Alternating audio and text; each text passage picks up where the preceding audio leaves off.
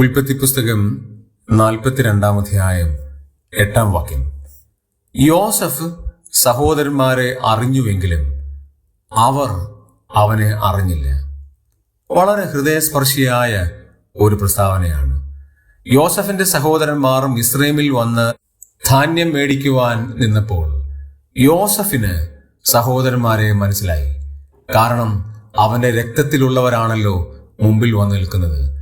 അവൻ ദ്വിഭാഷി മുഖാന്തരമാണ് തന്റെ സഹോദരന്മാരോട് സംസാരിച്ചത്. തന്റെ യോസഫിന്റെ വസ്ത്രധാരണത്തിൽ വ്യത്യാസമുണ്ട്. ഒരുപക്ഷെ സഹോദരന്മാർക്ക് യോസഫിനെ തിരിച്ചറിയാൻ കഴിഞ്ഞില്ലെങ്കിലും യോസഫിന് സഹോദരന്മാരെ തിരിച്ചറിയാൻ കഴിഞ്ഞു. എന്നാൽ രണ്ടാമത്തെ പ്രസ്താവന അല്പം ഗൗരവതരമാണ്. യോസഫ് സഹോദരന്മാരെ അറിഞ്ഞുവെങ്കിലും അവർ അവനെ അറിഞ്ഞില്ല. യോസഫിന്റെ സഹോദരന്മാർക്ക് ഒരിക്കലും അങ്ങനെ ഒരു തിരിച്ചറിവുണ്ടായില്ല.